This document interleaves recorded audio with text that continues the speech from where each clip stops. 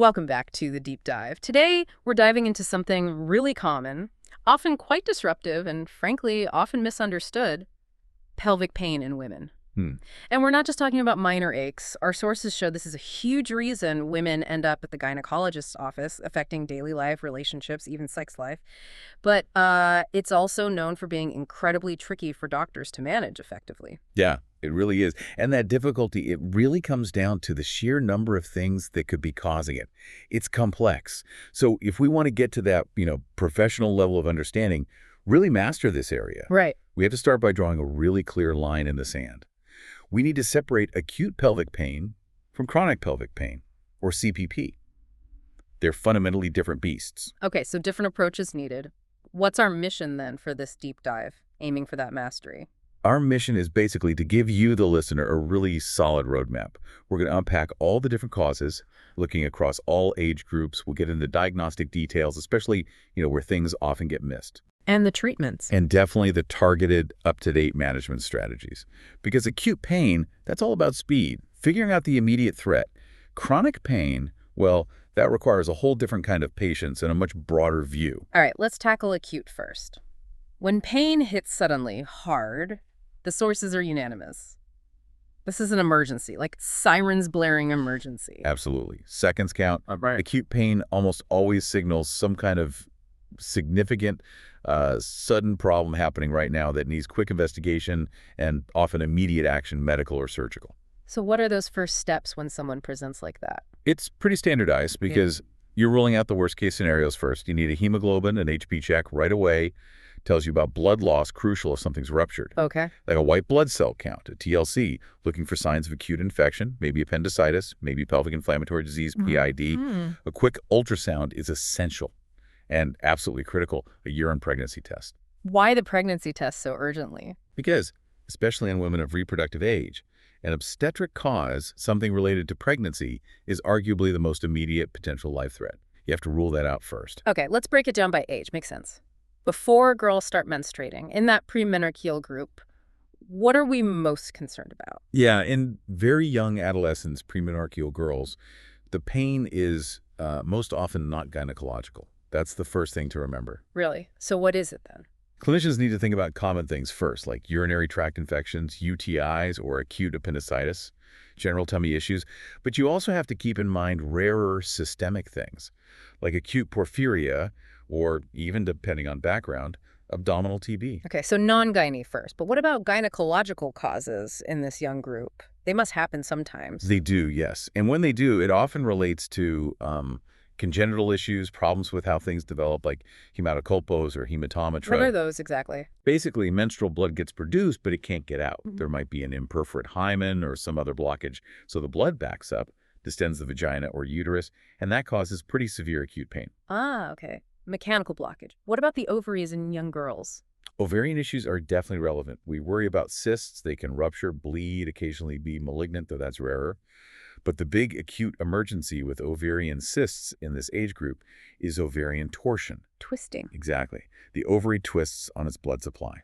And here's a key detail for mastery. The most common type of ovarian tumor in young girls is the dermoid cyst. Okay. And the crucial thing about dermoids is they often have a long pedicle, a long stalk connecting them. Which makes them more likely to twist. Precisely. That long stalk gives them more freedom to move, makes them mechanically prone to torsion, cuts off blood flow, causes sudden, really excruciating pain, needs surgery right away. Understanding that specific risk, the dermoid with its long pedicle, is vital for diagnosis here. #tag C. Causes in the reproductive age group, obstetrical focus. Okay, moving into the reproductive years. Now, the list of possibilities just explodes, doesn't it? And the urgency feels even higher because of pregnancy risks. Where do we start?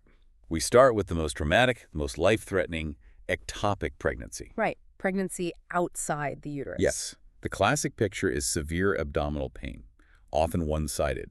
Usually follows a missed period, so a short time of amenorrhea. Sometimes there's vaginal bleeding, sometimes not. And what are doctors looking for? Signs of internal bleeding? Exactly. Signs of shock, internal hemorrhage. On ultrasound, the key things you might see are free fluid, that's blood in the abdomen or pelvis, often a mass, the ectopic pregnancy itself outside the uterus, This is a surgical emergency, no question. Needs immediate surgery. Okay, ectopic is top of the list. What about later in pregnancy? Another acute disaster scenario. Abruptio placentae. This is when the placenta tears away from the uterine wall prematurely. Before the baby's born. Right. Causes bleeding behind the placenta in that retroplacental space. Leads to an acute abdomen, the belly becomes rigid and incredibly tender. Often, signs of shock develop quickly. And the urgency here is for? Both mother and baby. But for the mother, the big risks are massive bleeding, disseminated intravascular coagulation, DIC, where the clotting system goes haywire, and acute kidney failure. So, immediate induction of labor or delivery is absolutely mandatory to prevent those devastating outcomes. Wow, okay. Are there less catastrophic but still acutely painful uterine things during pregnancy? Yes, definitely. You have to consider molar pregnancy. This isn't a normal pregnancy. It's a type of gestational trophoblastic disease. Pain can happen because the uterus grows abnormally fast and large. Okay. Then there's acute hydramnios. That's a sudden rapid increase in amniotic fluid volume. More common with twins or multiple pregnancies, can cause severe pain from the stretching, difficulty breathing for the mother, and can even trigger preterm labor. Any others? A really common one, actually, that often doesn't need surgery is red degeneration of a fibroid. Fibroids can cause acute pain in pregnancy. They can. If a fibroid grows rapidly, it can outgrow its blood supply, causing tissue death and inflammation inside the fibroid itself. That's red degeneration, causes acute pain. But importantly, it's often managed conservatively. Rest, pain relief, usually settles down without needing surgery during the pregnancy. That's good to know. We also mentioned retention of urine earlier as a cause of acute pain. How does a full bladder cause that much pain, and what's the gynae link? Oh, acute retention is agony. The bladder stretching causes severe pain. It can happen from a simple acute UTI, but the specific gynecological link is often mechanical obstruction. How A so? large fibroid, or very commonly an ovarian cyst, can fall backwards into the space behind the uterus, the pouch of Douglas. Okay. And if it gets stuck there, impacted, it can physically press on and block the bladder outlet or the urethra. So the immediate fix is a catheter to drain the bladder, huge relief. Then you obviously have to deal with the underlying cause, the mass or whatever is causing the obstruction.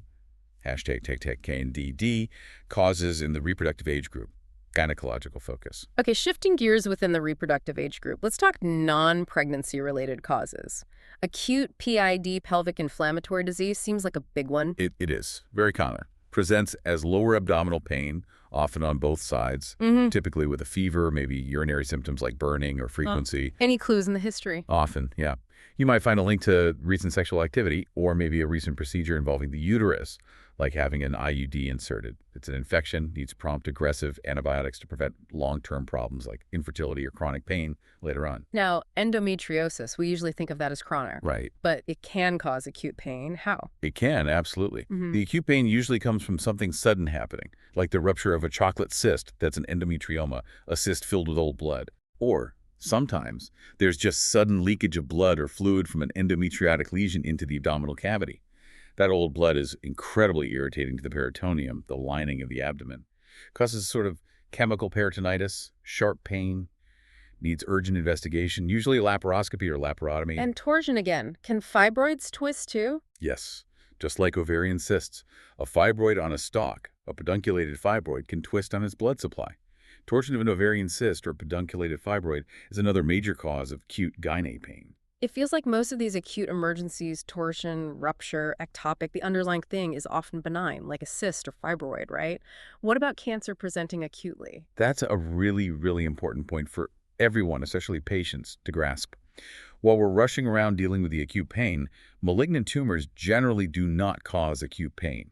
They tend to be silent, unfortunately, until they're quite advanced. So sudden severe pain rarely means cancer. Very rarely in this context. It's usually a mechanical issue with a benign structure or infection or an obstetric event. It's a key piece of reassurance, actually. Okay. What about painful periods, dysmenorrhea, and ovulation pain? How do they fit into the acute picture? Well, we need to distinguish. Primary dysmenorrhea is pain that started with the very first periods, often gets better over time. That's not usually an acute emergency workup unless it's suddenly much worse. Right. But pathological dysmenorrhea, pain starting later in life, suggests there might be an underlying cause like fibroids or endometriosis that could present acutely if, say, an endometrioma ruptures. Then there's Mittelschmerz ovulation pain. Mid-cycle pain. Yeah. Usually mild, typically felt on one side only, corresponding to the ovulating ovary. The key feature is duration. It should last no more than 12, maybe 24 hours max. If that mid-cycle pain is severe or lasts longer, you have to suspect something else, like a ruptured cyst. Got it. And finally, in this age group, a more modern issue, ovarian hyperstimulation syndrome, OHSS, tied to fertility treatments. Yes, exactly. This happens after ovulation induction, usually triggered by the HCG injection given in IVF cycles. The ovaries can become hugely enlarged very quickly. Causes pain. Causes acute abdominal pain, yeah. But more dangerously, fluid can leak from the blood vessels into the abdomen, sometimes the chest. It causes major fluid shifts. Severe OHSS requires hospitalization, IV fluids to manage the imbalance, close monitoring. It can be life-threatening in rare cases. ####ECA. Causes in menopausal and postmenopausal women. All right, let's move to the later years. Menopausal and postmenopausal women. The potential causes shift again, right? Malignancy becomes a bigger concern. Yes, the differential diagnosis definitely shifts focus. One critical cause of acute pain, often felt right in the center, low down in a postmenopausal woman, is pyometra. Pus in the uterus. Essentially, yes, a collection of pus trapped inside the uterine cavity. It happens because the cervix has become narrowed or closed off stenosed. Why would the cervix close off? Could be due to age-related changes in the lining, senile endometritis, maybe scarring from previous radiotherapy to the pelvis, sometimes tuberculosis, so the pus can't drain out. And why is pyometra such a red flag? Because it has a strong association with underlying cancer, particularly endometrial carcinoma. The blockage might be caused by the cancer, or they might just coexist. So finding pyometra means? It demands a specific sequence of actions. First, you need to dilate the cervix to drain the pus, get that infection under control with antibiotics, but then, absolutely mandatory, you must do an endometrial biopsy or curettage later to rule out underlying cancer or TB. You can't miss that step. Okay, crucial point. What about tumors presenting acutely in this age group? Well, statistically, ovarian tumors found in older women are more likely to be malignant than in younger women. They can sometimes present with acute pain if they rupture or bleed, but again, often they're silent until later stages. Any specific uterine cancers to watch for? Sarcoma of the uterus is rare, but very aggressive. You'd suspect it if a postmenopausal woman reports a fibroid that seems to be growing rapidly, or if she has unexplained postmenopausal bleeding, maybe a persistent low-grade fever. And urine retention again, still a player here. Definitely. Common in this age group, too.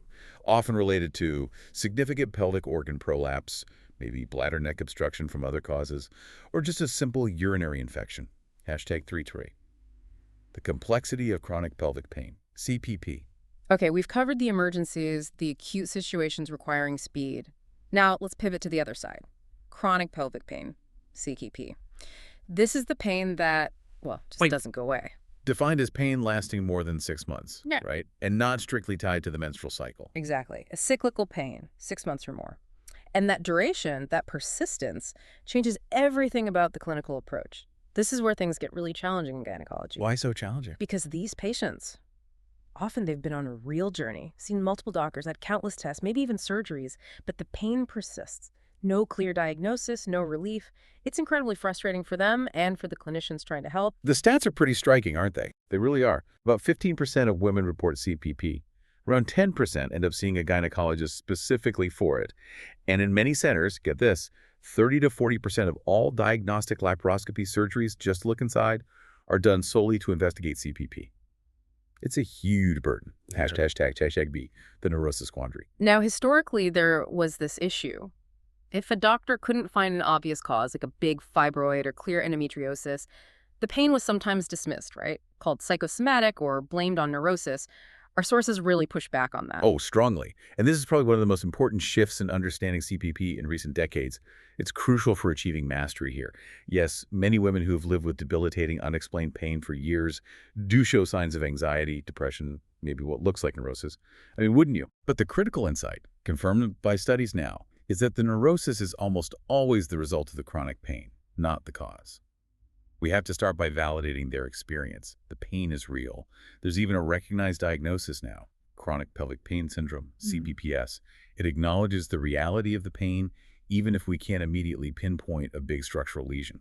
So the pain causes the distress, not the other way around. That really changes the responsibility, doesn't it? But fundamentally, ####AC, diverse etiology, table 18.1 synthesis. Okay, if the pain is real but the cause is elusive, how do we approach finding it? It sounds like we need to think way beyond just the uterus and ovaries. Absolutely. To master CPP diagnosis, you have to ditch the idea that it's purely a gynecological issue. It often isn't. You need a multi-system approach. Think broadly. We can group the potential causes into roughly 3 big categories. All right, let's start with the ones we usually think of first.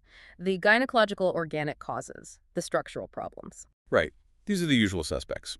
Endometriosis and its associated chocolate cysts is a major one, probably responsible for 30–35% of cases where we find a cause. Oh, okay. Then chronic PID. Even after the acute infection is treated, it can leave behind scar tissue, adhesions, chronic inflammation in the tubes or around the uterus, perimetritis. That accounts for maybe 24% or so. What else in this category? Uterine causes like large fibroids or adenomyosis, where endometrial tissue grows into the uterine muscle. A fixed retroverted uterus, one that's tilted back and stuck there by adhesions, causing traction pain. Also, less commonly now, pelvic tuberculosis and the adhesions it causes, and something called residual ovarian syndrome, which we'll touch on later. Okay, that's the structural list. What about functional causes? No tumors or infections here. Correct. These are more about how things are working or not working. Includes cyclical things we mentioned like congestive dysmenorrhea or Mittelschmerz if it becomes chronic. But the big player here, accounting for perhaps 30% of CPP cases where we don't find obvious pathology, is chronic pelvic pain syndrome, CPPS itself, often linked with pelvic varicose veins or pelvic congestion. It's more of a vascular circulatory issue. Interesting. And the third category, the non-gynecological causes, you said they're often missed. Yeah, easily missed if you're only thinking gyne. Accounts for maybe 20% of CPP. This is where you need to be a bit of a detective. Like what? Gastrointestinal problems are huge mimics. Irritable bowel syndrome, IBS, is incredibly common and feels very similar to pelvic pain. Also things like colitis, diverticulitis, chronic appendicitis, even rarer things like intestinal TB or rectal cancer. Okay, so gut issues. What else? Renal causes, and chronic bladder problems like interstitial cystitis, recurrent UTIs, kidney stones causing ureteric colic, maybe chronic urine retention. Then musculoskeletal and neurological causes. Like back problems referring pain. Exactly. Pain referred from the spine. Hip joint issues, nerve pain like from chronic shingles, herpes zoster. And, critically important, nerve entrapment from previous surgery. Nerve entrapment. Yeah. A classic example is the ilioinguinal nerve getting trapped in the scar tissue from a Fan and Stale incision, that common low bikini line cut used for C-sections or hysterectomies. So the scar itself causes the pain. Precisely. The nerve gets caught in the healing tissue, causing chronic pain right along the scar line, often sharp or burning. It has nothing to do with the uterus or ovaries anymore. It's purely the scar. Pain can also come from scar endometriosis, where endometrial tissue grows in the surgical scar. And finally, very rarely, systemic diseases like sickle cell or porphyria, #IT70. Deep dive into specific chronic conditions. Wow. Okay, that's a huge list. To really get a handle on this, for that mastery level, we need to dig deeper into some of these specific chronic conditions. Let's start with the big one. Endometriosis. #TA, endometriosis. Right. Endo typically presents as that deep, dull ache in the lower abdomen. It classically gets worse around the period, causing severe dysmenorrhea. Often comes with heavy periods, menorrhagia, and deep dyspareunia pains, specifically with deep penetration during intercourse. And what might a doctor find on examination? If you do a careful internal exam, you might feel tender little nodules, almost like tiny beads, in the posterior fornix, behind the cervix, or along the uterosacral ligaments that support the uterus. That's very suggestive. But here's the paradox with endo, isn't it? The amount of disease doesn't always match the amount of pain. Exactly. This is so important and so counterintuitive. The severity of endometriosis seen at surgery often does not correlate with the patient's reported pain level. How can that be? You might find someone with a huge chocolate cyst, like grapefruit-sized, who only has mild discomfort. And then someone else with just a few tiny, subtle spots of endometriosis, maybe near the nerves on the uterosacral ligaments, who is absolutely debilitated by pain. So it's not about volume, it's about Location, inflammation, and nerve involvement. Pain isn't just from the bulk of the tissue. It's from the inflammatory response it triggers, and whether it's irritating or invading nearby nerves. And there's another key concept here the sources highlight. Pain can also come from burnt-out, healed areas. What did that mean? These are areas where active endometriosis might have been present before, but maybe it's regressed or been treated, but it leaves behind dense scar tissue, fibrosis. And that scar tissue can trap or tether nerves. So even if there's very little active disease left, The legacy of the disease, the scarring, causes chronic, often non-cyclical nerve-type pain.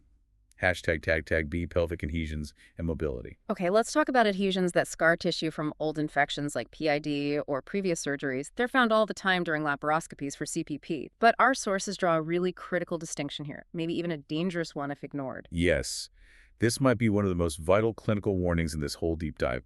Just finding adhesions doesn't automatically mean they're the cause of the pain. Not all adhesions cause pain. So how do you tell the difference? It comes down to their impact on organ mobility. Think about loose, filmy adhesions, maybe some fine strands between the bowel and the uterus.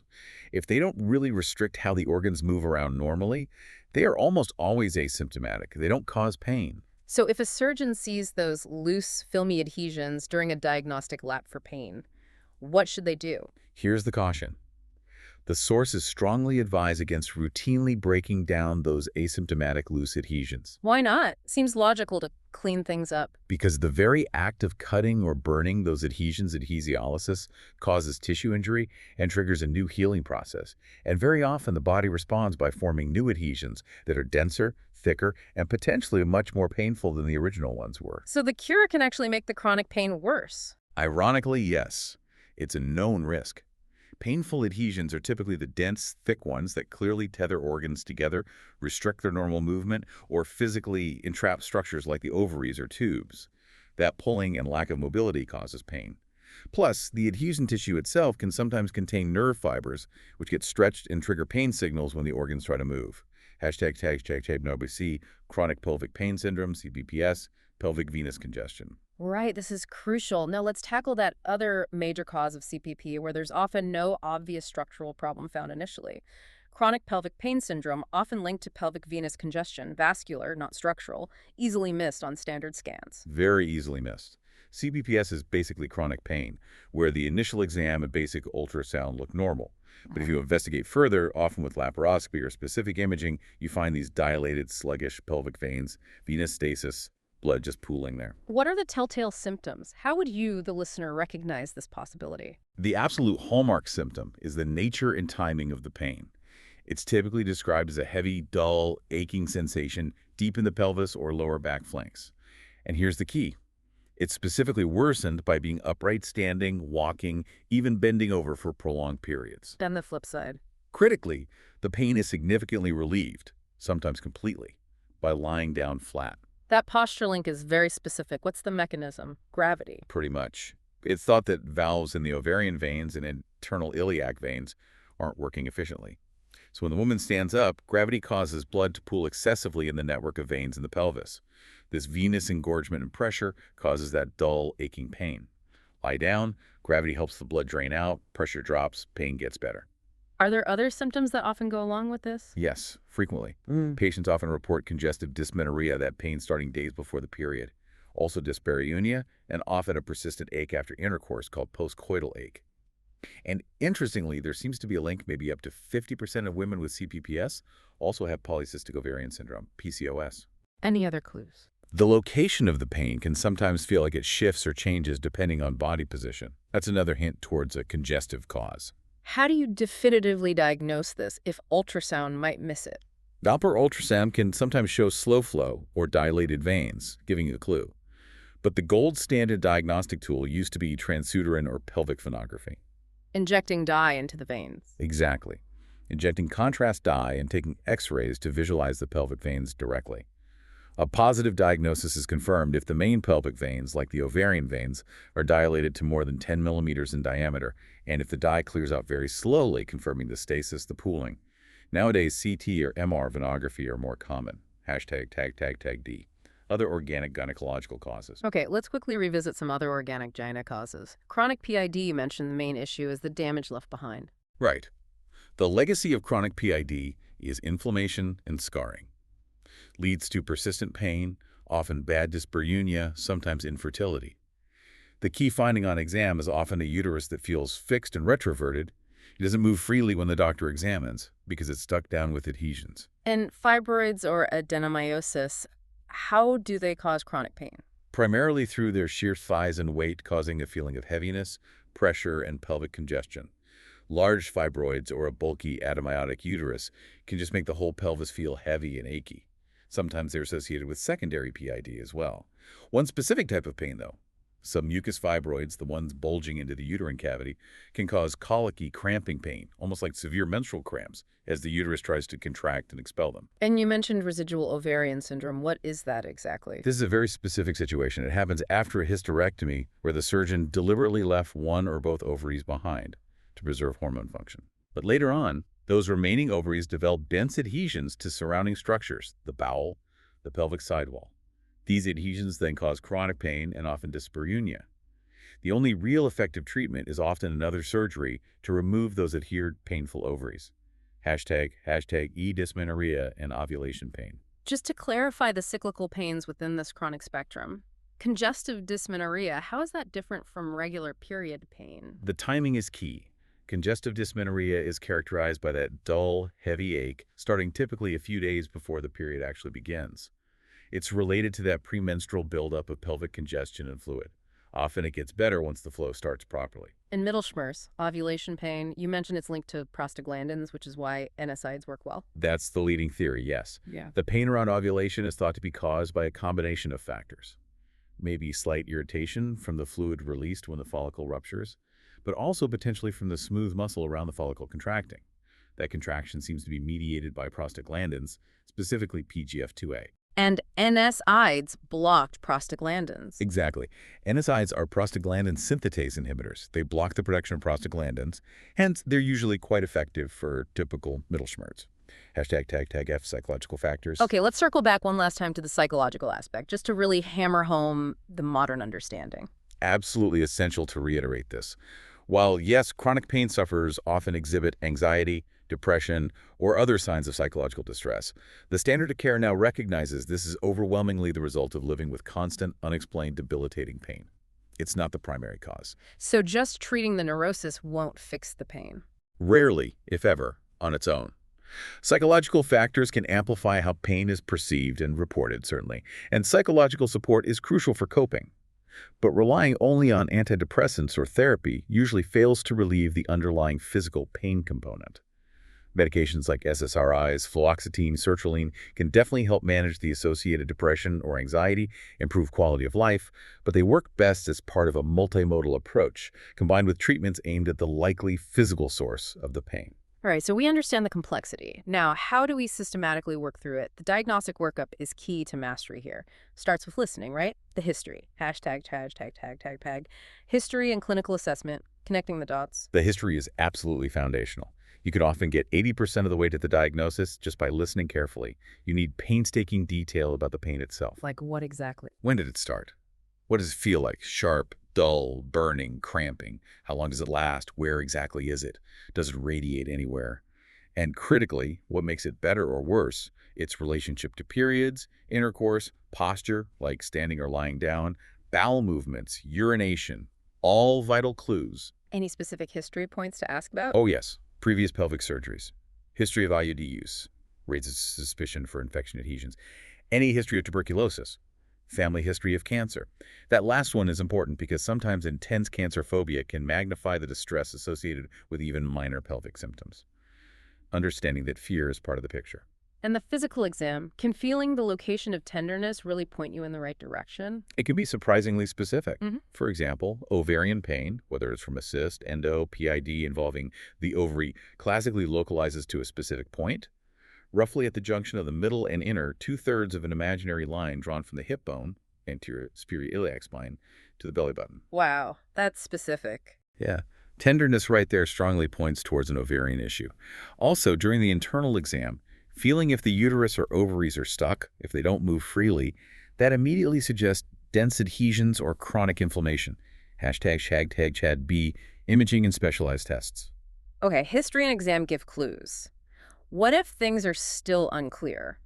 Where does imaging fit in beyond just a basic ultrasound? Ultrasound, both transabdominal and especially transvaginal, is the first step. Rules out large masses, cysts, fluid collections like pyometra. But if you suspect pelvic venous congestion, standard ultrasound might be normal. That's when you need more specialized vascular imaging. Like the Doppler or venography you mentioned. Exactly. Doppler ultrasound can give hints about blood flow direction and vessel size. But for definitive diagnosis of congestion, you might need CT or MR venography, or, historically, that transuterine pelvic venography. You're looking for those veins dilated over 10 millimeters and showing that the lab emptying of contrast dye. What about CT and MRI for other things? CT and MRI become really important for complex cases, or when you suspect non-gynae causes. MRI is particularly good for mapping out deep infiltrating endometriosis, especially in tricky areas like between the rectum and vagina, rectovaginal septum, though even MRI can miss very small, flat peritoneal lesions. And hysteroscopy, looking inside the uterus with a camera, is specifically for checking for problems inside the uterine cavity, like polyps or submucous fibroids. Even with all this advanced imaging, laparoscopy keyhole surgery to look inside is still considered the gold standard for CPP, isn't it? Why? Because it's the only way to get direct eyes on the pelvic structures in real time. It allows you to see things imaging often misses. Those tiny spots of endometriosis, fine adhesions causing subtle traction, small inflammatory masses. It provides visual confirmation, or sometimes reveals a completely normal pelvis. But we talked about that disconnect. What you see doesn't always match the pain or even the histology. Precisely. That's the macroscopic histological disconnect. A surgeon might see something that looks like endo, but the biopsy comes back negative for active disease. Or they see dense scarring. But is that really the source of this patient's pain? That's why biopsies are essential. And you always have to consider the coincidental finding. Meaning you find something, but it's not actually the cause. Exactly. You might find a small, simple ovarian cyst, or a few loose adhesions, or a tiny fibroid. These things are common, but they might be completely unrelated to the chronic pain the patient is experiencing. Doing surgery to remove a coincidental finding is pointless and won't help the pain. Okay, this feels like the absolute crux of the challenge for mastery. You do the surgery to find the cause, but finding something doesn't mean you've found the cause. How do the best clinicians bridge that gap? How do you confirm the link between the finding and the pain? This is where a more advanced, sophisticated technique comes in, really pushing the boundaries of diagnosis. Conscious pain mapping. Conscious, meaning the patient is awake. Awake or lightly sedated, yes. The laparoscopy is done under local or regional anesthesia, not general. The surgeon is talking to the woman throughout the procedure. While looking inside with the camera, the surgeon uses a probe to gently touch or put pressure on specific structures. This area of scarring, that ovary, this spot on the uterosacral ligament. And the patient tells them if that reproduces her usual pain. Precisely. She can say, yes, that's it, that's my pain, or no, I don't feel that. It allows for real-time localization of the pain generator. It dramatically increases diagnostic accuracy and ensures that if any surgical treatment is done, like removing tissue or cutting nerves, it's targeted at the actual source of her chronic pain. It's a game changer for complex CPP. #1. Management strategies for CPP. Wow, conscious pain mapping sounds incredibly valuable. Okay, so let's say we have a diagnosis, or maybe even after all that, the workup is negative. How do we manage CPP? Let's start with the value of just getting negative results. #A, the importance of negative results. Yeah, this might sound strange, but a thoroughly negative investigation can be incredibly therapeutic in itself. How so? Think about it. Many women with CPP live in fear that they have something terrible, like hidden cancer.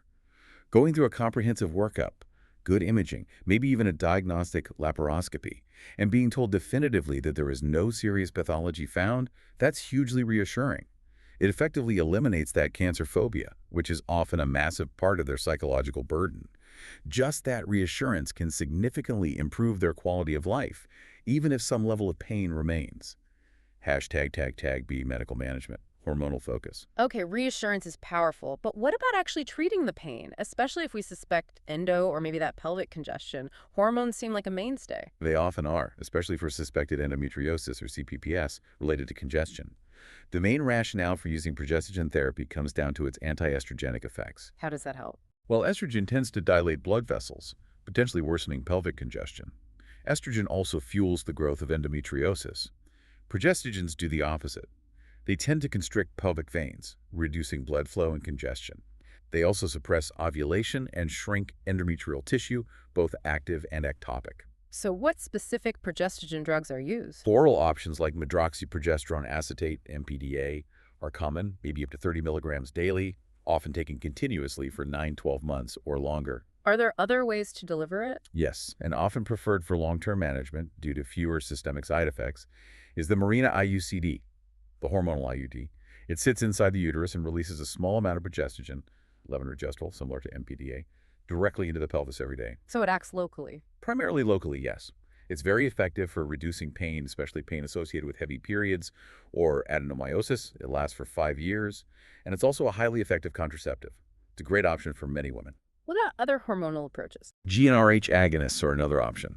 They basically shut down ovarian hormone production temporarily, creating a sort of reversible menopause. This is very effective at shrinking endometriosis and can also help reduce pelvic vein congestion. But they have significant menopausal side effects, so usually used short-term or with add-back hormone therapy. Any non-hormonal meds? Basic NSAIDs are often used for mild pain or flare-ups. For some women, particularly where there's a significant mood component or maybe nerve-related pain, SSRIs antidepressants like fluoxetine or sertraline can be helpful, usually in combination with other treatments or psychotherapy. And historically, though not much anymore due to side effects, drugs like diacylorgodamine, a vasoconstrictor, were sometimes used specifically trying to reduce pelvic congestion. #C. Surgical management for intractable pain. Okay, so medical management fails, the pain is still debilitating. What about surgery, especially for older women? If drug therapy hasn't worked and the pain is truly intractable, significantly impacting quality of life, then for women who've completed their families, definitive surgery becomes an option. That usually means hysterectomy, removing the uterus, and bilateral salpingo-oophorectomy, BSO, removing both tubes and ovaries. Removes the source of the pain signals and hormones. Exactly. It's obviously a major irreversible step. But for some women with severe localized disease like adenomyosis or end-stage PID, it can provide significant relief. Now, for younger women, where preserving fertility and hormones is paramount, removing everything isn't usually the first surgical option. If pain is intractable and thought to be nerve-mediated, more targeted nerve ablation procedures might be considered. Cutting the pain nerves, that sounds delicate. It is. These are procedures reserved for very specific cases of severe, centrally located pain that hasn't responded to anything else. The two main ones done laparoscopically are laparoscopic uterosacral nerve ablation, LUNA, and presacral neurectomy, PSN. What do they involve? LUNA involves destroying the nerve fibers that run in the uterosacral ligaments, which carry pain signals from the uterus and cervix. PSN is a more extensive procedure, removing the bundle of nerves, the superior hypogastric plexus, that lies over the sacrum, which transmits pain from the uterus, cervix, bladder, and bowel. You said reserved. Sounds like there are significant risks. Yes, absolutely. These aren't minor procedures, and the benefits can be variable.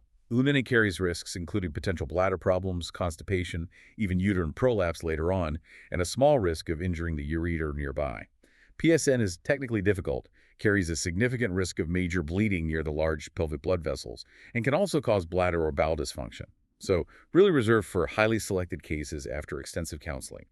#disjunctive and interventional therapies. Okay, so major surgery is one end. What about other, maybe less invasive or more targeted therapies, especially for that pelvic congestion issue? There's a range of adjunctive therapies. Non-invasive things like physiotherapy, acupuncture, TNS, transcutaneous electrical nerve stimulation, even things like shortwave diathermy or static magnetic therapy have been tried, with variable evidence. And for the vascular congestion specifically, interventional radiology. Yes, this is where interventional radiology techniques have shown promise for confirmed pelvic venous congestion syndrome. The main approach is pelvic vein embolization. Blocking the veins. Essentially, yes. Using tiny coils or special foam delivered via catheter, the interventional radiologist blocks off those abnormally dilated, incompetent veins, usually the ovarian veins, sometimes internal iliac branches. This stops the backward flow and pooling of blood, reducing the venous pressure and alleviating the congestion pain. Any other approaches for congestion? Laparoscopic sclerotherapy has also been described, injecting a scarring agent directly into the dilated veins during laparoscopy. And surgical ligation, simply tying off the incompetent ovarian veins, has also been attempted, again with mixed results reported in the literature. Embolization seems to be the most common interventional approach currently. #StepTheQuio. Conclusion and final thoughts. We set out to really master pelvic pain in this deep dive, and I think the biggest takeaway is just how different the approach needs to be for acute versus chronic pain. Acute is all about spotting that emergency, the ectopic, the torsion, the infection, and acting fast. Right. Whereas chronic pain, that 6-month-plus pain, it's this incredibly complex puzzle. It demands thinking way beyond just the pelvis, looking at the gut, the urinary system, nerves, muscles, even the patient's psychological state as a result of the pain. Absolutely. Mastery here means keeping those common underlying chronic culprits in mind. chronic PID sequelae, those dense adhesions, endometriosis in all its forms, adenomyosis, the fixed retroverted uterus causing traction, residual ovarian syndrome after hysterectomy, and remembering how crucial the history is, like that classic clue for pelvic congestion. Pain worse standing, better lying down. And when diagnostics get tough, when imaging isn't enough. The ultimate tool remains diagnostic laparoscopy, but ideally enhanced with that technique of conscious pain mapping. That's how you truly link a finding to the patient's specific pain experience. Right. And don't forget backache. It goes hand in hand with so many of these chronic gynecological conditions. Okay, which brings us back to that really critical point about adhesions. We learned that finding loose, filmy adhesions during laparoscopy doesn't mean they're causing pain, and that operating on them, doing adhesiolysis, can actually risk creating worse adhesions, later, denser, more painful ones. Exactly. Which leads us to a really important, perhaps provocative final thought for you, the listener, especially if you're involved in clinical care. Given that known risk, the risk that unnecessary surgery on incidental findings like loose adhesions could actually create future chronic pain, how do we ethically balance that? When pathology is found, but it's linked to the patient's specific pain is uncertain, without something like conscious pain mapping, how must the decision to intervene surgically weigh the potential unproven benefit against the very real risk of causing future harm? That judgment call, prioritizing do no harm while trying to alleviate suffering, guided by the best evidence and techniques like pain mapping. That's really the pinnacle of navigating the complexities of chronic pelvic pain.